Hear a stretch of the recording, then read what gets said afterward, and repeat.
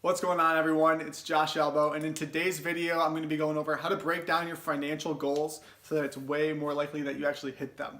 I think the first place I got this tip was Grant Cardone. One of his videos, he talks about like if you don't know how to make $1 million, like what that consists of, you can't make it. And then in a book I read, like for $1 million, for instance, after you like gross your first million, then you can net your first million, because most people you can't net it without grossing it. So first you have to make $1 million, then you got to learn how to keep $1 million. It's two like different ball games. But the point of the video is, this is actually for Nigel and my mentorship group, and the reason I'm making it is because one of his goals was to hit a certain amount of dollars in his brewery company. So the way that I like to break this down when it comes to the financial side, so for me, for instance, I know that if I get 1 million people into this Facebook mentorship group at $50 a month, that's $50 million a month. That's $2.4 billion in 2 years. Yeah, like that might seem absolutely ridiculous to be making $50 million a month, but I need to set my goal like that. So that's more for the big picture side. For this instance, let's say you're trying to make $10,000 a month, or for the specific example, $30,000 a month.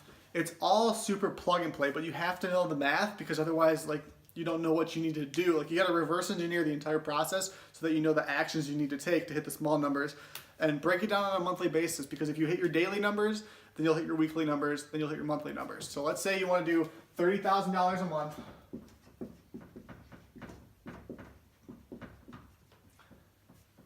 And I want to say in the example he used it was net, but let's say gross for simplicity.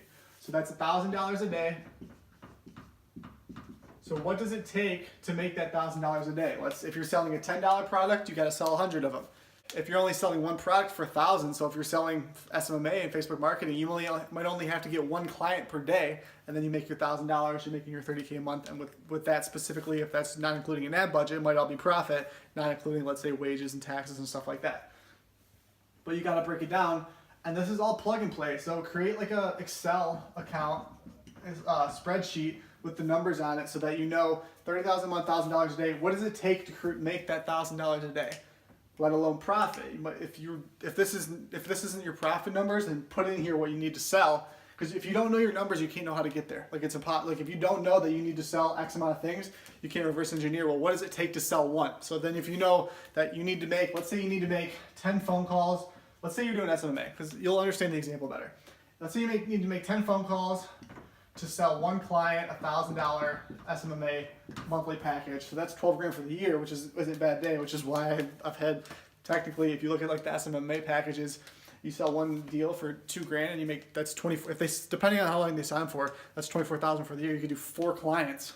That's 100K a year at 2 grand a monon. So it's fun depending on, that's why I like big margins, because it's a lot simpler to make a lot more fucking money. But whatever the example may be. Let's say you make 10 phone calls to sell one client that. So you got a 10% closing rate. This tells you if you need to make that a day, you only need to make 10 phone calls a day at that closing rate. If you can double your closing rate, you only need to work half the time. You can only work 15 days in the month. You're making $2,000 a day, and then you're still hitting your $30,000 goal.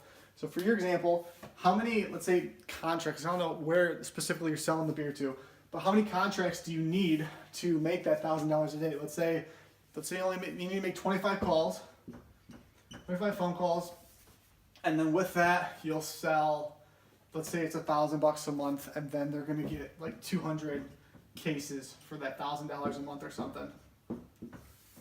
Then it's the same thing, and then would just be the gross side. So once you can't net it until you gross it. So I would start with the net strategy, so put your real number in here, but just for simplicity, to get you thinking like the concept, this is what it's going to take. You have to know your numbers. Because at the end of the day, if you don't, that's what your number, almost like if you go back to just like basic principles, not in a physics sense, but just like basic mental principles. Fail to plan to fail. If you every war, every victory is made or won before it's before the battle is fought, which just tongues do. So you have to know where you're going to get there. This is all plug and play, and it's just basic algebra. Once you know what you have to do, and then when you get to that point, the way you scale it, which would be the next step, is to say, okay, well, if I can cut the time frame down on, how long does it take to hit this goal? And then if you can cut the time frame down on that, that's how you scale it percentage-wise in a 5-year plan. If you can do this in the first year, let's say, and you can scale that even if at 5% annually, in 5 years, the compounding on that's ridiculous.